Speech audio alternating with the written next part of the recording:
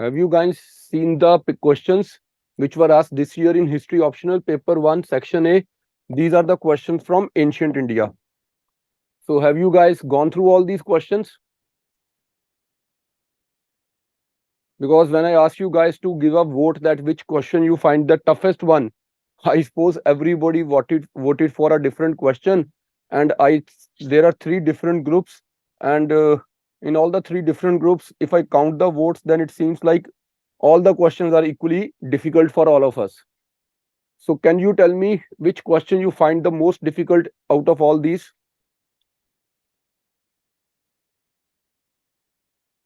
We have in all total 9 questions on the board. Which question you find the most difficult one?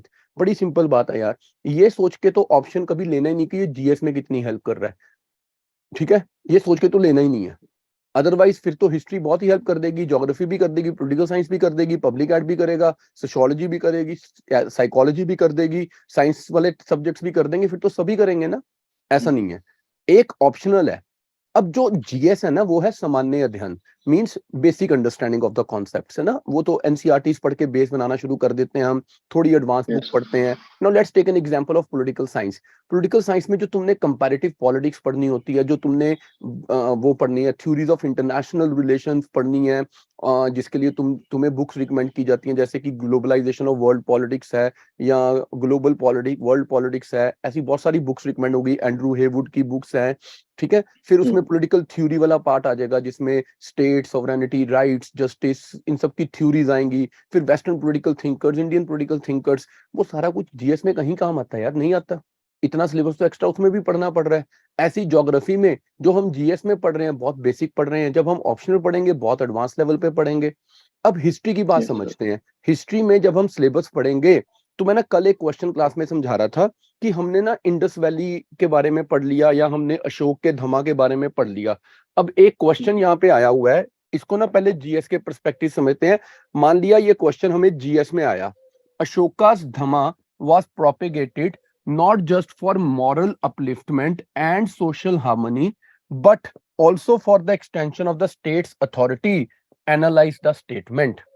अब अगर मैं ये GS में पढ़ रहा हूं, तो मुझे पता है कि अशोक ने एज अ किंग एक धमा बनाया था, जो कि टू सम एक्सटेंट बुद्धिज्म के प्रिंसिपल से इंस्पायर्ड था, क्योंकि खुद अशोक जो है वो बुद्धिज्म को फॉलो करना शुरू कर चुका था, right.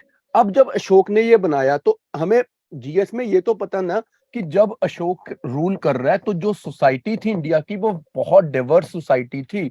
Divers in the sense, एक तो यहाँ पे कास्ट सिस्टम बहुत स्ट्रांग था उस टाइम पे, और दूसरा यहाँ पे बहुत सारे रिलीजन्स जो थे वो उस समय पर सरवाइव कर रहे थे या एग्जिस्ट करते थे। जैसे कि वैदिक रिलीजन एक था, और उसके अलावा बुद्धिज्म था, जैनिज्म था, अजीविकास थे, चरवक्स थे, एंड उस टाइम पे तो 64 न्यू रिलीजन्स जो थे वो चल रहे थे, राइट। अब इतने सारे रिलीजन्स के बीच में आपस में डिस्प्यूट है, कास्ट सिस्टम को लेके डिस्प्यूट है, और अशोक के स्टेट के अंदर बहुत सारे डिस्प्यूट्स हैं, उसके बॉर्डर्स पे बहुत सारे राजा रहते हैं। हम जीएस में ही पढ़ते हैं कि 13th रॉक एडिक्ट में, जिसमें अशोक कलिंग के बारे में बताता है, उसमें वो बताता है कि मेरे वेस्टर्न नेबर्स कौन है और मेरे साउथ के नेबर्स कौन है। चीरा चोला पांड्याओं के बारे में बता रहा है, सीरियंस के, ग्रीक्स के, एंटियोकस वगैरह के बारे में बता रहा है। तो वो हमें सारे अपने नेबर्स के बारे में बता रहा है, और ये सारे क्वेश्चन जो है ये जीएस में हमें पढ़ाए गए हैं, बताए गए हैं। अब अशोक के पास क्या इशू है कि अशोक बुद्धिज्म को फॉलो करता है, और बुद्धिज्म एम्फेसाइज करती है on the idea of non violence. इसीलिए अशोक क्या अनाउंस कर देता है कि एज अ किंग अब मैं टेरिटोरियल कॉन्क्वेस्ट, यानी कि दिग विजय नहीं करूंगा, अब मैं करूंगा धाम विजय। अब उसने धमा की एक जो पॉलिसी बनाई है वो नॉन वायलेंट है, पर वो एक राजा है। उसके लिए सबसे पहले क्या इंश्योर करना है कि सोसाइटी में हार्मनी रहे, ना तो कास्ट सिस्टम के बेसिस पे, ना रिलीजन के बेसिस पे लड़ाई हो, और लोगों का मॉरल अपलिफ्टमेंट हो जाए। तो उसने धमा में क्या बोला? Do not tell a lie, don't lie, झूठ मत बोलो। अब एक ना बहुत ब्रॉड टर्म दे दी गई, डोंट टेल अ लाई। ये ब्रॉड टर्म में तुमने जब बोला ना डोंट टेल अ लाई, इसका मतलब हुआ जब तो कभी तुम्हें सरकारी काम के लिए आना पड़े या कोर्ट में आना पड़े, दरबार में, तो वहां आके भी झूठ नहीं बोलोगे, जज के सामने झूठी गवाही भी नहीं दोगे। देन इसने बोला डोंट स्टील, चोरी मत करो। इसमें टैक्स इवेजन भी उसने ऐड कर दिया। तो वो मॉरल अपलिफ्टमेंट भी कर रहा है सोसाइटी की, कि झूठ मत बोलो, चोरी मत करो, राइट, बड़ों का आदर करो, टीचर्स की रिस्पेक्ट करो, अपने सर्वेंट्स की भी राइट्स की वैल्यू करो, प्रिजनर्स के साथ भी अच्छा ट्रीटमेंट करो। रिलीजियस हार्मनी बनाने के लिए वो क्या बोल रहा है, वच्ची गुटी का कॉन्सेप्ट दे रहा है।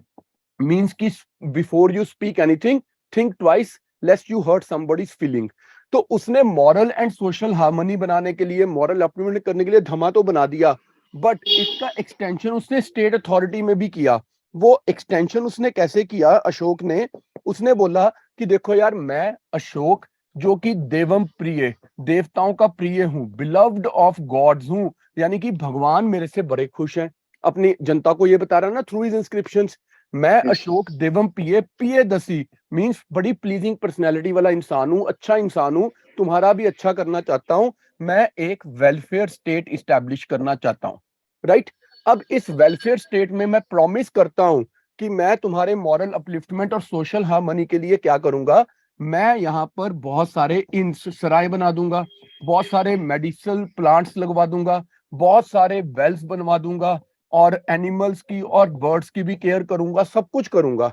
लेकिन अब तुम्हें मेरे धाम को फॉलो करना है, जिसमें मॉरल प्रिंसिपल्स और सोशल हार्मनी के ऊपर एम्फेसाइज किया है, क्योंकि अशोक एक बहुत ही वास्ट एम्पायर को रूल कर रहा है, और वो चाहता है कि ना तो रिलीजियस कारणों से, ना कास्ट सिस्टम से कहीं पर भी आपस में प्रॉब्लम्स आए, क्योंकि अगर कहीं पे लोगों ने प्रॉब्लम्स क्रिएट की इंटरनली, तो राजा को स्ट्रिक्ट एक्शन लेना पड़ेगा। And we all read this in GS कि अशोक ने तो कैपिटल पनिशमेंट को भी बैन नहीं किया था, वो डेथ सेंटेंस भी देता था, और उसने आर्मी को भी डिसबैंड नहीं किया था, आर्मी तो उसके पास थी हमेशा हमेशा। अब अशोक कह रहा है कि अगर तुम कुछ भी गलत करोगे, राइट, अगर तुमने सोशल हार्मनी को डिस्टर्ब किया और इमोरल एक्ट किया, तो उससे क्या होगा, स्टेट की अथॉरिटी को तुम चैलेंज कर रहे हो, तुमने टैक्स नहीं पे किया, तुमने रिलीजियस राइट्स किए, कुछ भी किया, तो भाई मेरे को ना एक्शन तो लेना ही पड़ेगा, मुझे तुम्हें पनिश करना पड़ेगा। जब मैं तुम्हें पनिश करूंगा, तो तुम अशोक देवम पिए को तंग कर रहे हो, जो कि बुद्ध को मानने वाला एक राजा है। तो ये राजा जब तुम्हें पनिशमेंट देगा, अब यहां से थोड़ा सा ऑप्शन में ऐड करते हैं, तो अशोक क्या बोल रहा है कि सारी प्रजा मेरे जो सब्जेक्ट्स हैं वो मेरे चिल्ड्रन है, राइट, इसने सेपरेट कलिंग एडिक्ट में लिखवाया है। तो ये बोल रहा है भाई, जैसे मैं अपने बच्चों के लिए चाहता हूं कि this world and next world में उनका बेटर हो, मरने के बाद भी उनको मोक्ष मिले, मैं अपने सब्जेक्ट्स के लिए भी वही चाहता हूं। तो अगर तुम मुझे तंग करो, अगर तो तुम मेरी बात मानते हो, सोशल हार्मनी रखते हो, मॉरली करेक्ट रहते हो, तो मैं तुम्हारा वेलफेयर कर दूंगा, पर अगर तुमने मेरी बात नहीं मानी, तो मैं तुम्हें पनिश कर दूंगा। अब अगर तुम मेरी बात मानते हो, सोशल हार्मनी रखते हो, मॉरली अच्छे काम करते हो, तो मरने के बाद भगवान भी तो प्रसन्न होंगे ना, देवता भी प्रसन्न होंगे, तुम्हें मोक्ष मिलेगा। और अगर तुमने मुझे तंग किया, मैंने भी पनिश करना है, तुमने अदरवाइज भी इमोरल एक्ट किया, तो तुम्हें नेक्स्ट वर्ल्ड में भी जाके, मींस मरने के बाद भी तुम्हें नरक में जाना पड़ेगा। तो इलोक परलोक तुम्हारे नरक हो जाएंगे। यहाँ पे राजा मार मार के नरक बना देगा, आगे जाके भगवान नरक में डाल देंगे। इनवर्सली मेरी बात मानोगे, यहाँ पे सारा वेलफेयर मैं कर दूंगा, आगे भगवान भी खुश हो जाएंगे। अब पहले तो इसने इंटरनली अपनी स्टेट को मैनेज किया और religious harmony, social harmony maintain कर दी, लोगों में मॉरल डेवलपमेंट करा के, right, through his idea of Dhamma. फिर इसने अपने नेबर्स को बोला, इसके एक ऑफिसर्स पढ़ते हैं, हम जीएस में भी पढ़ते हैं, अंता महामता, मींस बॉर्डर ऑफिसर्स, राइट। इसके अंता महामता का रोल आता है, ये बोलता है कि तुम आर्मी के यूनिट्स को लेके जाओ और मेरे नेबर से मिलो, साउथ इंडिया के या वेस्टर्न इंडिया के नेबर से मिलो, और उनको एक मैसेज दो कि देवम पिए पिए दसी, ये जो अशोक है, ये अब दिग्विजय नहीं करना चाहता, टेरिटोरियल कॉन्क्वेस्ट नहीं करना चाहता, ये धमा विजय करना चाहता है। यानी कि तुम मेरे धमा को मानो। अब मेरे धमा को तुम क्यों मानोगे, क्योंकि तुम मेरे को अपना सुपीरियर मानोगे। अगर तो तुम पीसफुली ये बात मान लेते हो और मेरे प्रोटेक्शन में आ जाते हो, तो लड़ाई नहीं होगी। पर अगर तुम चुपचाप से मेरी बात नहीं मानते हो, तो भाई तुम मुझे फोर्स कर रहे हो कि मैं अपनी फोर्स यूज करके तुम्हें अपने कंट्रोल में लूं। इन दैट केस तुमने देवम पिए को कंपेल किया कि वो तुमसे लड़े, उसका तो मूड ही नहीं था, वो तो पीसफुली तुम्हें अपनी शरण में लेने को आ गया था। दैट मीन्स कि अशोक ने सिर्फ इंटरनली अपनी स्टेट की अथॉरिटी नहीं बनाई, उसने एक्सपेंशन भी इनडायरेक्टली कर दी by bringing his neighbours under his indirect control. तो ये तो बहुत जबरदस्त तरीका हो गया ना अशोक का धमाका। So yes, sir. I also want to get guidance for the offline classes, as I will be able to attend the offline classes because I live in Tri City only. हाँ हाँ, our batches are starting in June first week. अभी हम सिर्फ students को ना help कर रहे हैं ताकि वो अपना राइट ऑप्शन आइडेंटिफाई कर सके। It's not just about history, तुम बाकी सब्जेक्ट्स की क्लास भी लगा के देखो, ठीक है। देखो जब तक तुम्हारा अपना इंटेंट नहीं क्लियर होता और उसमें ये कंसिडरेशन नहीं आने चाहिए कि यार ये सब्जेक्ट का सिलेबस कम है या ये इजी है या इसमें ज्यादा मार्क्स आते हैं, ऐसा कोई सब्जेक्ट ही नहीं है। कल मैंने ना क्लास में एक यूपीएससी का डॉक्यूमेंट शेयर किया था, तुम बोलो तो मैं आज तुम्हारे ग्रुप्स में भी डाल दूंगा। भाई दुनिया का कोई भी ऑप्शन उठा लेना, किसी का भी 10% से ज्यादा सक्सेस रेट ही नहीं होता। चाहे वो पब्लिक एड है, चाहे वो पॉलिटिकल साइंस है, चाहे वो सोशियोलॉजी है, साइकोलॉजी है, एंथ्रोपोलॉजी है, हिस्ट्री है, ज्योग्राफी है, कोई भी सब्जेक्ट ले लो, किसी का भी 10% से ज्यादा सक्सेस रेट नहीं है। कारण पता क्या है? 10% लोग वो हैं जो जेन्युइनली उस सब्जेक्ट में इंटरेस्टेड थे, उन्होंने अच्छे से उसी सब्जेक्ट को पढ़ा, वो सिलेक्ट हो गए, बाकी 90% फेल हो गए। अब ये सभी में ट्रू है, ये हिस्ट्री में भी ट्रू है, ये ज्योग्राफी में भी, ये पॉलिटिकल साइंस में भी, पब्लिक एड में भी, एंथ्रो में भी, सोशो में भी, साइको में भी। व्हाट इट रिवील्स नाउ कि 90% लोग बेवकूफ बन रहे हैं, किसी से पूछ के, किसी से सुन के, ये वाली कंसिडरेशन ना के यार ये सब्जेक्ट छोटा है, ये इजी है, इसमें ज्यादा मार्क्स आते हैं, वो सब्जेक्ट ले लेते हैं, पर फिर उसको उतने ही इंटरेस्ट के साथ पढ़ ही नहीं पाते हैं, तो फेल हो जाते हैं। हम सिर्फ देखते क्या है कि इस साल पॉलिटिकल साइंस या इस साल ज्योग्राफी या इस साल एंथ्रो या इस साल पब्लिक एड या इस साल हिस्ट्री से टॉपर आ गया, ठीक है भाई। एक या दो या पांच बच्चों को देख के थोड़ा डिसीजन लेना था, देखना ये था भाई टोटल कितने बच्चों ने पेपर दिया और कितने पास हुए और कितने फेल हो गए, राइट। वो कोई देखता ही नहीं है। हमें अपना इंटरेस्ट देखना था, क्या मैं इस सब्जेक्ट को पढ़ के एंजॉय करता हूँ, क्या ये सब्जेक्ट पढ़ के मेरे को लगता है कि यार इसको मैं एक आधा घंटा और भी पढ़ लूं, मैं स्टोरी सुनते हुए बोर तो नहीं हो रहा, मैं फैक्ट्स याद करते हुए बोर तो नहीं हो रहा, ठीक है। Right, sir. So और I कोई will डाउट इसके अलावा? history only. चलो बेस्ट ऑफ लक। फिर मैंने 2 नोट्स Yes, शेयर sir. किए हुए हैं, उनके समरी बनाओ और मुझे भेजो। Okay, sir. ऑलराइट, हाँ जी सलोनी, अब आप बोलो बेटा।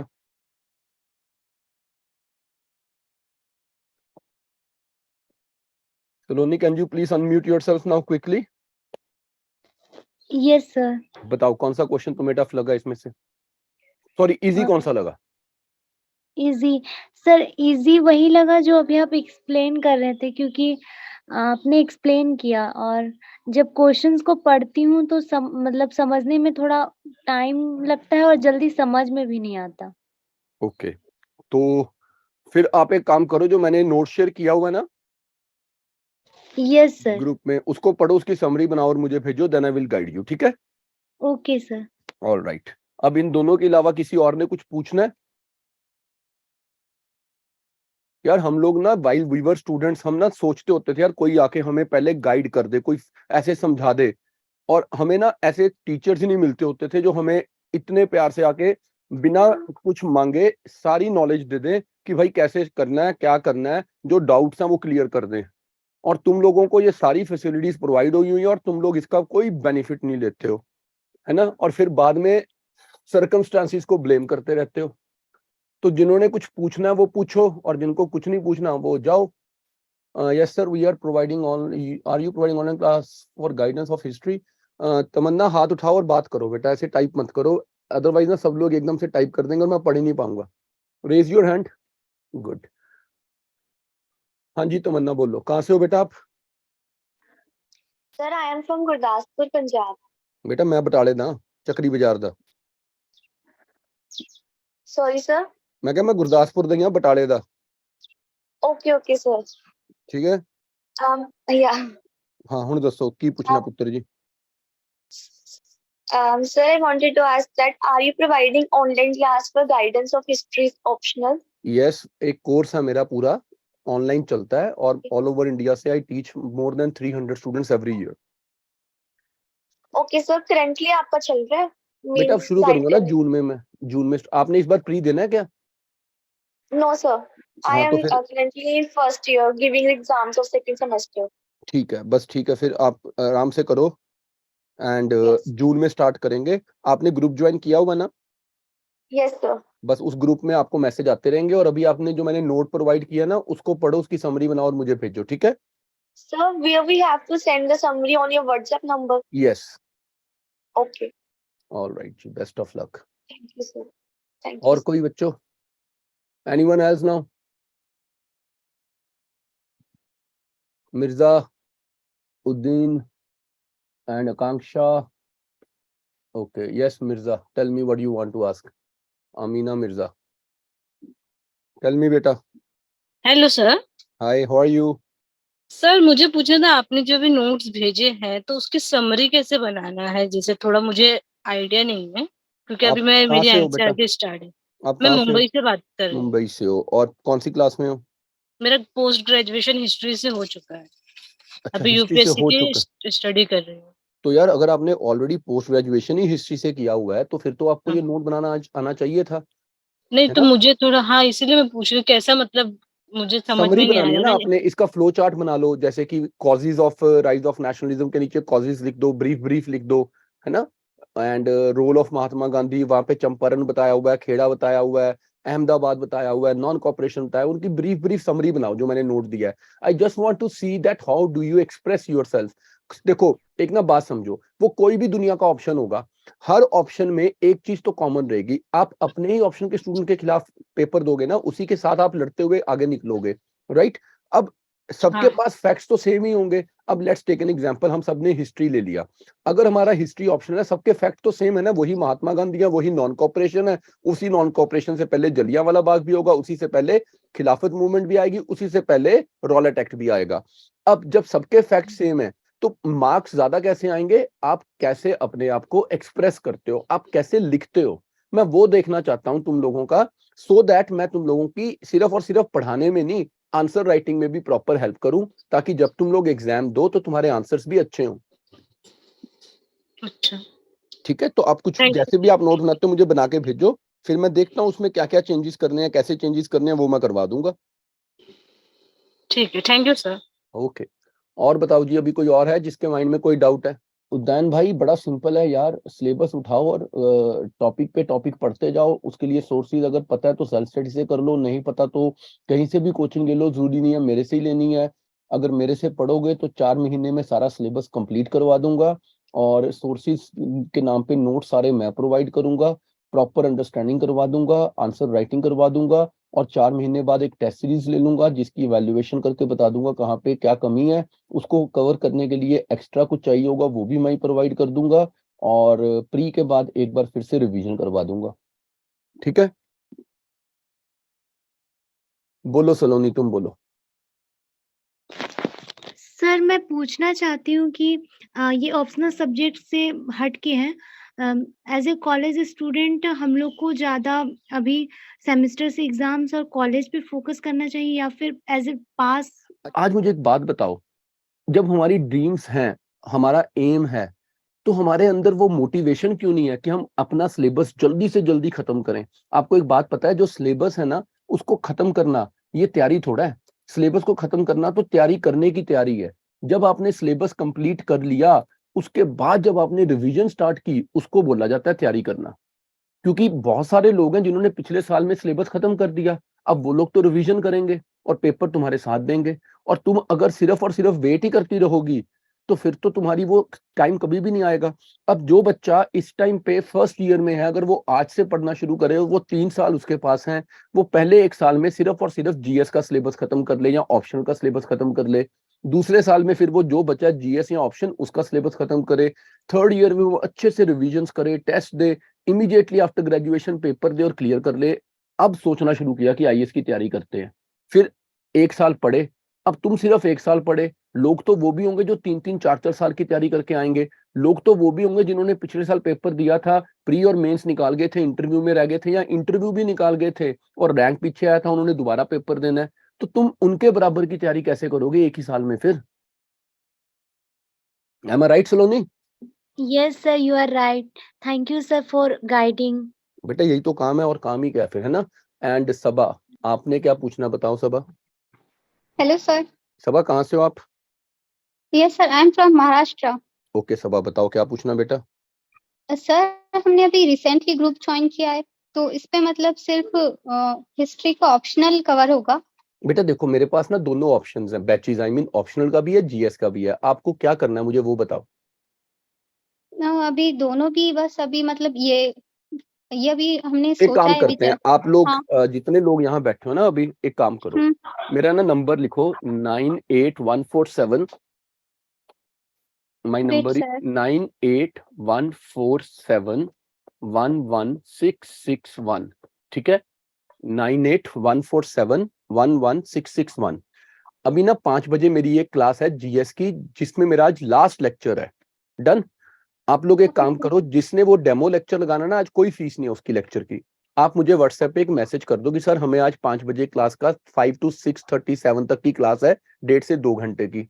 आप मुझे एक मैसेज कर दो, राइट। इस मैसेज से मैं आपको एक लिंक भेजूंगा, वो क्लास ज्वाइन करो। वो क्लास देखो मैं पढ़ाता कैसे हूँ, क्या समझाता हूँ, क्या आपको अच्छा लगा पढ़ के मेरे से? अगर अच्छा लगेगा फिर हम आगे बात करते हैं, ठीक है। Okay sir. Best of luck and preparation for both prelim mains together. And Udayan देखो इसका कितना सिंपल आंसर है। मैंने ना, let's take an example, history पढ़नी है, हिस्ट्री में रिवोल्ट ऑफ 1857 पढ़ना है, 1857 के रिवोल्ट के कॉजेस पढ़ने हैं। अब प्री में क्वेश्चन आए या मेंस में आए, फैक्ट्स तो वही रहेंगे ना यार, फैक्ट्स थोड़ा बदल जाएंगे। अगर मैं राजा राममोहन रॉय को पढ़ूंगा कि उन्होंने ब्रह्मो समाज बनाया था, सती बैन कराई थी, विलियम बेंटिक वहां पे गवर्नर जनरल थे, राजा राममोहन रॉय ने 2 अखबारें चला दी थी, एक का नाम था संवत कुमुदी, एक का नाम था मिरातुल अखबार, है ना। राजा राममोहन रॉय ने किताबें लिख दी तोहफतुल मुवाहिदीन, जिसमें वो मोनोथिज्म की बात करते हैं कि एक ही भगवान है। तो फिर मुझे बताओ, प्री में क्वेश्चन आ जाए which of the following were the newspapers और which of the following were not the newspapers of Raja Rammohan Roy, या मेंस में क्वेश्चन आ जाए discuss the contributions of Raja Rammohan Roy, तो क्या फैक्ट्स बदल जाएंगे कि सेम रहेंगे? इसका आंसर देने के लिए उदयन जी, अगर मैं आपको माइक दूं तो क्या आप ऑन करके आंसर दोगे इसका? मीनवाइल फिर मैं उसके बाद यश का आंसर भी करूंगा। हाँ Udayan, can you switch on your mic slowly? अगर आपके डाउट खत्म हो गए तो आप हाथ नीचे कर दो, फिर मैं आपसे माइक वापस ले लूंगा। ग्रेट। हाँ जी उदयन, माइक आपका ऑन हो गया। हेलो हाँ, सर। हाँ कहाँ से हैं उदयन आप? सर मैं आसाम से बोल रहा हूँ। अच्छा, तो उदयन मेरे हिसाब से जो मैंने बोला वो ठीक है सर आपके हिसाब से? ना ना, मेरे हिसाब से ये ठीक है। बहुत प्रीलिम्स और मेंस एक ही साथ में तैयारी करूंगा और हाँ इंटरव्यू के लिए, क्योंकि मेरे लिए प्रीलिम्स मेंस इंटरव्यू सारी एग्जाम मेरे लिए इम्पोर्टेंट है। तो एग्जैक्टली, सभी इसलिए के लिए मैं एक इंपॉर्टेंट और है वो ना। जब आपने एक साथ ही पढ़ना है। अब देखो सपोजिटली आपने एक क्वेश्चन तैयार किया प्री के लिए, पता है सबसे इंपॉर्टेंट क्या होता है ना, डायमेंशंस को समझना कि कितने डायमेंशन से पढ़ना है। आजकल रशिया यूक्रेन की लड़ाई चल रही है, ठीक है। अब प्री में क्या क्वेश्चन आ सकता है रशिया यूक्रेन की लड़ाई को लेके? प्री में क्वेश्चन आ सकता है मैप बेस्ड। उसमें वो क्या करेंगे, आपसे ये पूछ सकते हैं बताओ यार यूक्रेन इनमें से कौन से देशों के साथ बॉर्डर शेयर करता है या बॉर्डर शेयर नहीं करता। या वो प्री में क्वेश्चन पूछ सकते हैं कि इनमें से कौन से सी या ओशन के साथ, या कौन से बे या कौन से गल्फ के साथ यूक्रेन बॉर्डर शेयर करता है या नहीं करता, राइट। फिर आपसे वो पूछ सकते हैं कि यूक्रेन के अलावा आसपास के और कौन कौन से देश थे जो 1991 से पहले यूएसएसआर का पार्ट थे, राइट।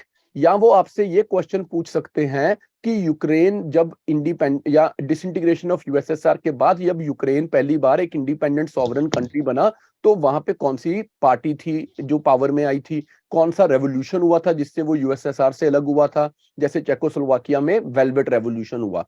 ये तो प्री के कुछ क्वेश्चंस हो गए। अब ऐसे क्वेश्चन मेन में तो नहीं आएंगे। मेंस में वो क्या क्वेश्चन पूछ सकते हैं? मेंस में वो पूछेंगे discuss the implications of नाटोज expansion on Russia security concerns and why Russia has always been trying to take over the region towards Crimea and Ukraine।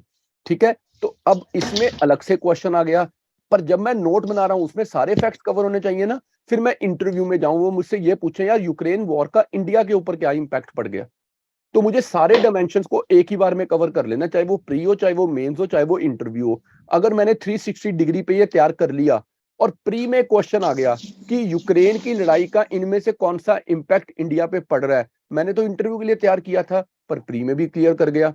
अगर मेंस में ये क्वेश्चन आ गया what are the implications for India out of Russia and Ukraine war, मैंने mains में भी answer लिख दिया। अगर इंटरव्यू में पूछा मैंने वहां भी आंसर कर दिया। ठीक है, सर नोट एक साथ की तैयारी कर रहा हूँ। हाँ नोट्स एक साथ, अलग अलग 3 कॉपी थोड़ा बनाएंगे, कॉपी तो एक ही बनेगी। ठीक है, ठीक है सर। हो गया डाउट क्लियर? और जिनको डाउट भी वो क्लियर। डेमो लेक्चर लेना वो मुझे व्हाट्सएप कर देना, मैं उनको डेमो लेक्चर का लिंक भी भेज दूंगा। एंड अगर मैं यश की बात करूं, यश देखो यार बड़ा सिंपल है, अनरियलिस्टिकली तो हम कुछ भी बोलते रहे, रियलिस्टिकली बड़ा सिंपल लॉजिक होता है यार। देखो दिन में ना 8 से 9 घंटे तो पढ़ लेना चाहिए, बट अगर कोई जॉब कर रहा है और साथ में उसके ऊपर और भी रिस्पॉन्सिबिलिटीज हैं और वो शाम को थक के भी आता है, कभी ऑफिस में भी लेट हो सकते हैं, so there are so many considerations that are challenges. अब इन चैलेंजेस को प्रैक्टिकली कैसे हैंडल करना है, तो बहुत सारे वर्किंग प्रोफेशनल्स होते हैं जो प्लान ये कर लेते हैं कि भाई मैं ना 2-2.5 साल तैयारी करूंगा आराम से, 10 घंटे पढ़ने की बजाय 3-4 घंटे पढ़ लूंगा और 1 साल की जगह 2-2.5 साल में तैयारी कर लूंगा। और इंस्टेड की मैं 27-28 साल में बन रहा हूँ कि मैं 26-27 में बन रहा हूँ, मैं 29-30 में भी बन जाऊंगा तो क्या ही फर्क पड़ जाएगा। अब मैं 21 साल में तो नहीं बनने जा रहा हूँ या 22 साल में, क्योंकि मैं तो ऑलरेडी जॉब कर रहा हूँ, तो शायद मैं ऑलरेडी 23-24 साल का तो हो चुका हूँ। तो अब सिचुएशन ये है कि या तो मैं इन प्रैक्टिकल अनरियलिस्टिक एम्स रखूं और बोलूं यार ऑफिस भी जाऊंगा और थोड़ा सा पढ़ूंगा भी और पहली अटेम्प्ट में निकाल लूंगा भी, या मैं प्रैक्टिकल हो जाऊं और मैं अपने आप को ये समझा लूं कि भाई मैं 1 साल में तो तैयारी नहीं कर सकता, because syllabus is genuinely vast, 20 GS optional, ऐसे पेपर है, लैंग्वेजेस है, सी सेट है, there are lot many things that you need to cover up. So in that case आप अपने आप को एक प्रैक्टिकल टारगेट दो कि यार पहले मैं 7-8-10 महीने लगा के जीएस कंप्लीट कर लेता हूँ, फिर या मैं ऑप्शनल कंप्लीट करता हूँ पहले 4-5 महीने लगा के, फिर मैं जीएस कंप्लीट करता हूँ या बाद में ऑप्शन करता हूँ, फिर मैं उसके बाद रिविजन्स करके पेपर देता हूँ। एम आई राइट यश? आप टाइप कर देना, मैंने चैट बॉक्स तुम्हारे लिए ओपन कर दिया। ग्रेट। अब किसी और के माइंड में कोई डाउट बचा है? Is there anyone who has any more doubts? Tamanna, Bavneet, I will give it to you again. बोलो Tamanna. Actually, sir, I wanted to ask that do you think that while referring to GS sources of history, we can prepare optional also with the बेटा GS sources? 50 to 60% yes, थोड़ा सा extra पढ़ना ही पड़ेगा ना option के लिए तो। Okay sir. Sir actually जैसे हड़प्पन सिविलाइजेशन मैंने भी 2-3 बार पढ़ा हुआ है, बट जो क्वेश्चन आपने डाला वो पढ़ने के बाद बेटा मैंने नहीं डाला, ये यूपीएससी ने डाला है। हाँ ठीक है, हाँ सॉरी तो अब सर, मैं तुम्हें इसका जो समझाता हूँ। देखो इसका बड़ा ही सिंपल क्वेश्चन है, इसका भी तुम्हें लॉजिक समझाता हूँ। जीएस में जो तुमने पढ़ा उसके साथ इसको अंडरस्टैंड करवाता हूँ। वो कह रहा है, क्वेश्चन बोल रहा है, the urban character of Harappan civilization was a result neither of any outside influence nor a sudden act but a gradual evolution of regional socio economic factors. Comment.